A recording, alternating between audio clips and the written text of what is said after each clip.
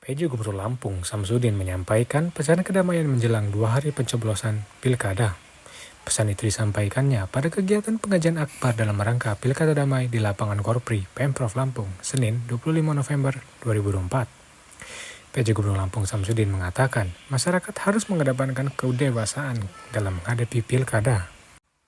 Ia meminta agar masyarakat bisa bersama-sama menjaga suasana yang aman, damai, dan suasana yang harmonis untuk menjadikan pilkada menjadi pilkada yang sukses. Dengan begitu, nilai-nilai etika yang baik dengan tata sopan santun yang baik bisa tercipta dalam pelaksanaan pilkada mendatang. Menurutnya, Pilkada 27 November mendatang merupakan hari yang ditunggu-tunggu oleh seluruh masyarakat Lampung. Ia menyadari dalam pelaksanaan awal hingga akhir menuju pilkada, tentunya banyak intrik-intrik politik yang terus berkembang. Maka dari itu, ia tetap meminta dan menekankan masyarakat agar terus bersikap dewasa dalam menghadapi pemilu. Kendati demikian, apabila berkaca pada pemilu lalu, Provinsi Lampung dinyatakan tidak ada banyak masalah yang mengganggu pembangunan.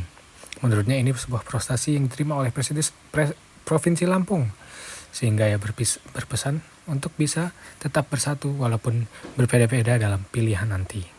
Dalam hal ini, ia juga mengajak seluruh masyarakat Lampung untuk sama-sama datang ke TPS pada hari pemungutan suara nanti.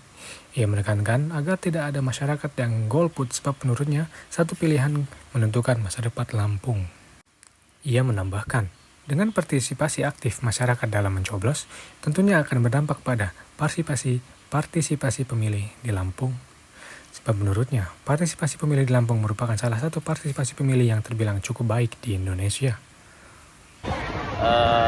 Mari bersama-sama ajak saudara, ajak anak, ajak suami, ajak keluarga, ajak teman, tetangga, dan lain-lain untuk bersama-sama menghadiri di TPS masing-masing sehingga kita bisa menunaikan hak pilih kita sesuai dengan hati nurani kita agar supaya berjalannya demokrasi di Provinsi Lampung bisa berjalan sukses dan aman.